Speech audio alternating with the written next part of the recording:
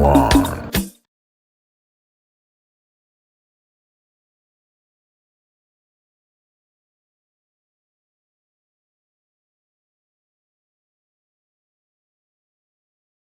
I came across a post some time ago about how Africans and black people in general weren't the only race or class of people to be colonized, especially by the British. He talked about how the Indians were also colonized by the same British, but unfortunately, we the Africans completely embraced the culture of the British and threw ours into the gutter. We totally accepted their religion and did away with ours, accepted their mode of dressing, like we literally give our children English names. We embrace their own form of medication and treatment, literally everything about their way of life. The better you are even able to speak their language is a yardstick for your fellow brother to be judging your level of intelligence and exposure. The Indians, on the other hand, stuck to their ways of living even after colonization. They still dress the same, they still practice their ancient religions, they held on to their local delicacies, their taste in music, they still perform their normal wedding rites, they confidently communicate in their own language. They still give their children local names because I never met or saw an Indian bearing Richard or Douglas or biblical names like Michael, like we Africans do. I'm sorry to say, but the worst are the northern Nigerians because first, they were colonized by the Arabs, which they totally embraced because I guarantee you that Queen Amina of Zauzau or Bayajida, who is their founding father, I don't think both of them were Muslims. Maybe Queen Amina was a Muslim, being the fact that her name is an Islamic name, but Bayajida wasn't a Muslim. Ask Nigerians to mention 3 Hausa names they know, and everybody will keep mentioning Islamic names like Musa, Muhammad, Ibrahim, and the likes of that. Now, those are Islamic names, not Hausa names. See, typical Hausa names are Gambo, Chawai, Madaki, Jatau, Gobir, and lots more. The Hausa tribe have completely replaced their entire culture with Islamic culture. They practically know little about their true identity. The only thing that they held on to dearly is the language and their system of royalty. I am sorry to say, but that's the reason the Fulanis of today are more progressive than the Hausas. The Fulanis too are Muslims, but they never fully replaced their culture with Islam. That is why even till date, an Igbo man can recognize a Fulani man and differentiate him from the regular Hausa man when he sees one. But I'm not trying to attack the Hausas, as all Africans are guilty of this loss of their true identity. Believe me that if Africans or black people in general don't start to trace back their origin and ancestry, we will never understand our true selves and will always find ourselves struggling to be a progressive race. We can never be a great people and we will struggle to seek validation of the white people or Europeans that colonized us because there is no way we can be better than them if we continue to compete their way of life. We mustn't even be better than them per se, but we can never be respected by every other race because we are simply living in a system and a world that was designed by the Europeans to keep us under their control. You are wondering why ever since the African continent gained her independence, all African countries are still struggling for any meaningful form of progress or development. Our system of government was totally created by the whites and we can never do it better than they do. It's just like the case of a Chinese man consistently challenging a Kenyan man to the marathon race.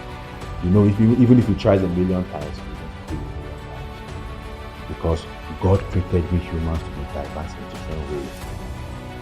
Unless we start to dig deep into our ancestry and trace our roots, we will forever be in mental captivity and find ourselves struggling to make an impact in this world as a people.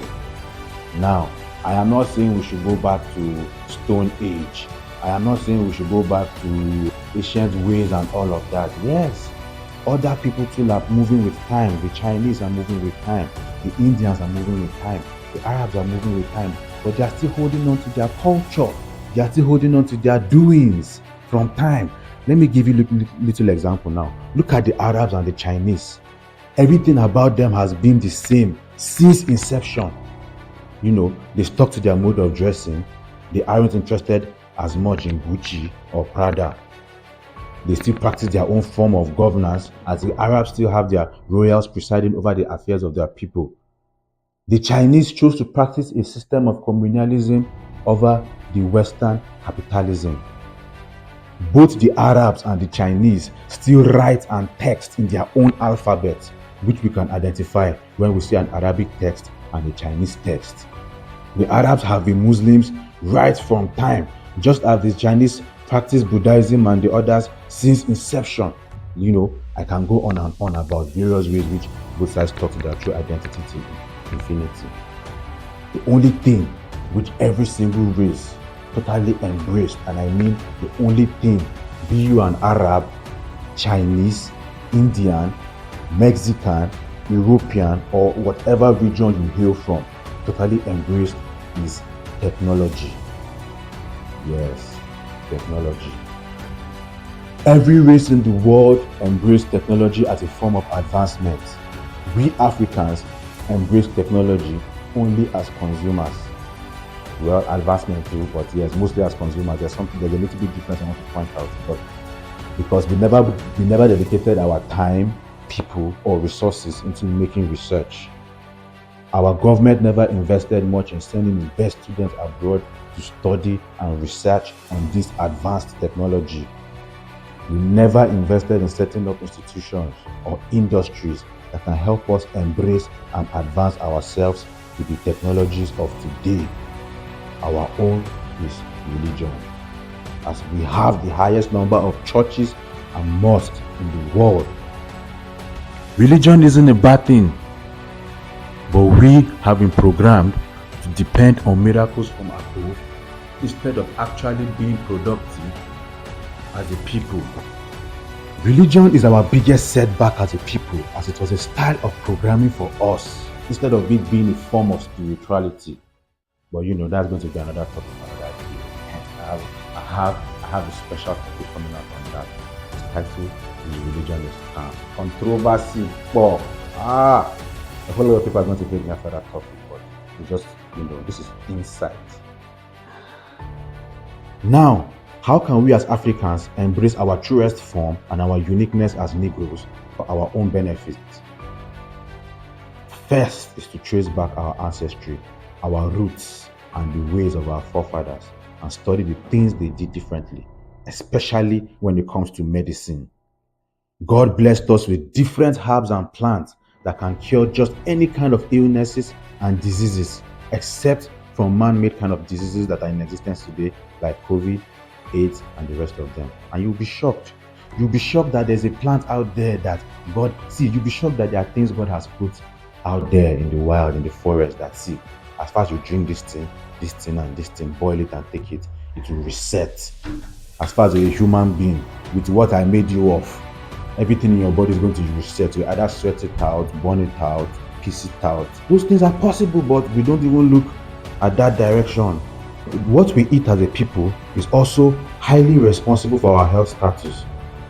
As long as we eat the right food, I promise you that there's nothing our local herbs and remedy can cure. As Black people, our system has been designed to consume only naturally grown foods. Any other food, anything that naturally comes from nature, like fruits, rice, beans, plantain, vegetable, maybe milk too, anything at all that comes from nature is exactly what our systems were rightly engineered to consume. Fruits, most especially. Any factory made food, like all these noodles, all these types of cereals, all these types of carbonated drinks and soda, biscuits, cookies, burger, or even bread that we eat that they just make from flour. Okay, flour, okay, flour. All kind of beverages, processed sugar, ice cream, chocolate, cakes, butter, Literally anything that was made in a lab or factory and doesn't really come naturally, like fruits which you can just pluck from the tree, is not really ideal for human consumption. Those things are just someone's idea of entrepreneurship and making a whole lot of money. But even I myself, I don't think I can stay away from burger and pizza, to be honest. You know, I'm only human. But my point is, if we can stick to the right food and a healthy diet, there's no kind of sickness that our local herbs and remedies cannot cure.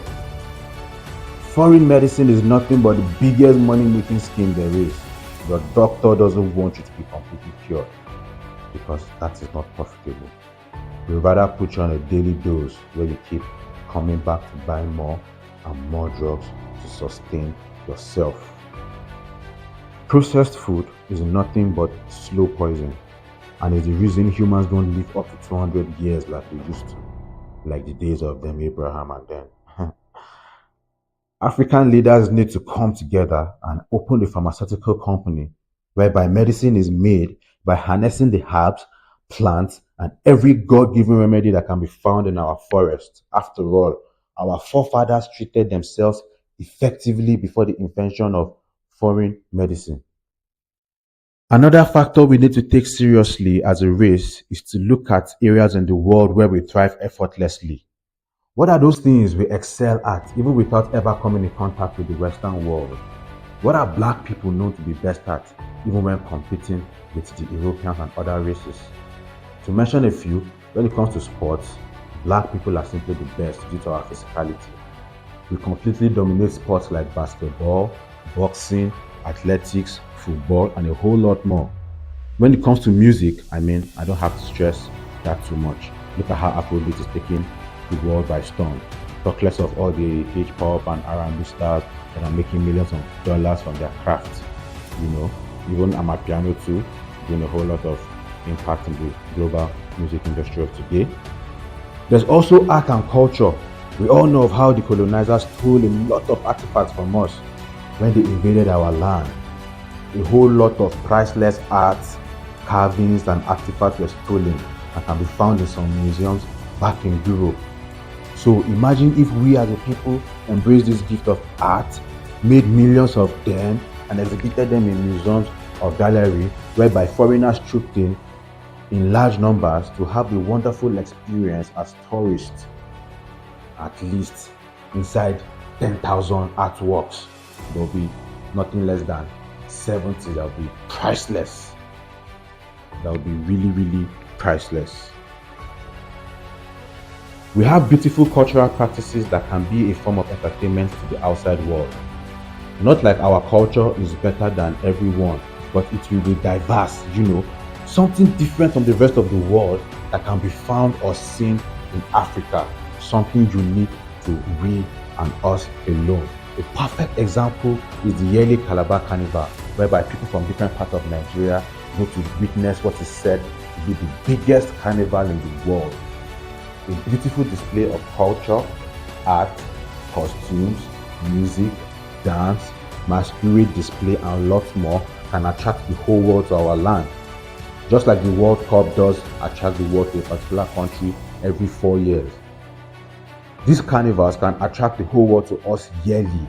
Think about it. Our hotels, our city, our transport system, our airport, restaurant, eateries, our citizens, all of us will be extremely busy these periods, which will definitely boost our economy and our currency as well. Think about it. Lastly, I want to talk about our education system. The system of education we practice in Africa is all about passing your exams. Education has little impact on the students and youths in Africa, except for a few, especially in the tertiary level. Especially in the tertiary level, to be honest.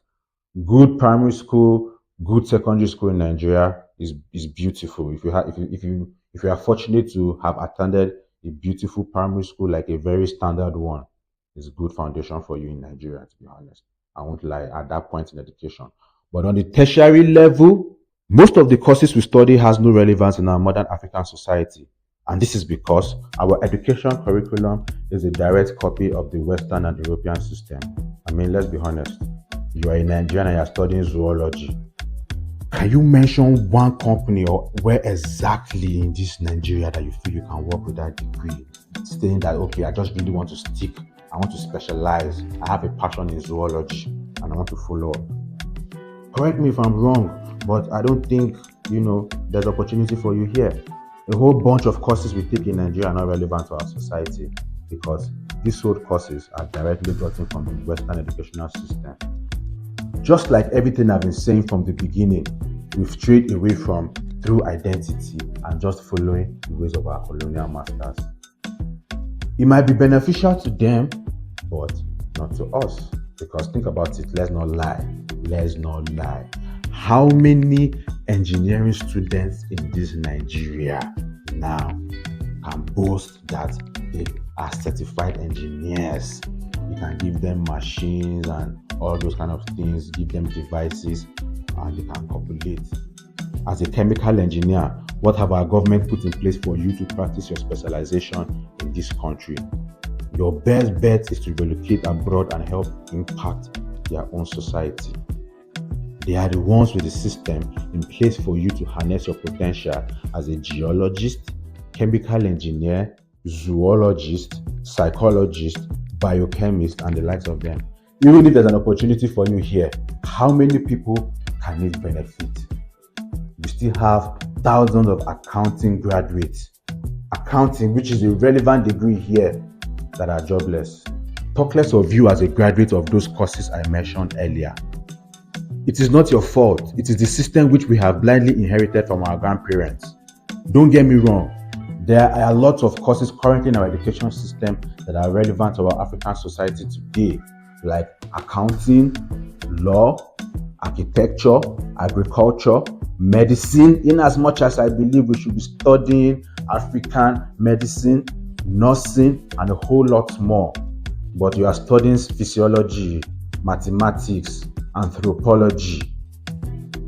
Your best bet is to either become a professor, a lecturer, and teach these courses, or you jack back to a foreign country and make a living there, which is one of the ways the Europeans cripple our society by importing our best citizens and making them work and contribute for the betterment of their own society rather than ours.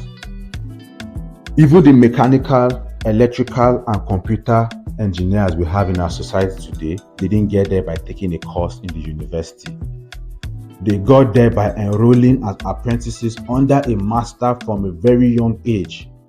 None of your generator technicians that repair your generator, none of your mechanics or your electricians, well, a huge percentage of them didn't take that course in the university. You might need to go and learn computer engineering from Mundubisi in Computer Village at Ikeja if you really want to be able to repair phones and maybe systems and that kind of thing in this society. I don't think our education system really harnesses that potential inside of our students. So, my point all along is that everything about our modern day society teaches us about that which is best for our colonial oppressors and not for the good of ourselves. Nothing about our lifestyle, religion, mode of dressing, food we eat, marriage, education, skill acquisition, medicine, even our mentality, our relationship with nature and our environment is a true form of our true identity. Every single practice we do today is a reflection of our colonial oppressors. And unless we begin to look deep into ourselves, trace and embrace our roots, ancestry, and the ways of our forefathers, we are forever going to be second-class citizens, even third-class citizens on the surface of this earth. And like I said earlier, I am not saying that we should go back to Stone Ages and go back to olden days and ancient lifestyle. Like I said, Chinese or Arabs or their people and other races who have stayed true to their realist identity and catch up to the modernization of the world we live in today. Even in our government, we might need to go back to the traditional form of ruling, or introduce the gods like Ifa and Amadioha into the swearing in of any political office or public office, so that when you embezzle public funds or you don't fulfill the promise you took an oath to accomplish, I guess we all know what's up. Believe me, our leaders will deliver on all their promises after thunder strikes like 25 governors, 40 ministers, 70 commissioners, and 100 local government chairmen at the end of their regime. Please, oh, I'm not preaching violence, man. Yeah, it is time for we Africans to embrace a whole lot of things. Like I said, our food, even if it's that one alone, our food, there's some other things we need to do. We need to try and see how we can change our mindsets. We've tried to copy these people for years and it has not worked. It is time for us to, think outside the box. Think outside the box. Think outside the box. Please think outside the box. Please don't hesitate to share your opinions with me in the comment section and share contributions and disagreements on the following topic, as I will take time to review all of your comments to my best ability. Thank you very much. Focus 015.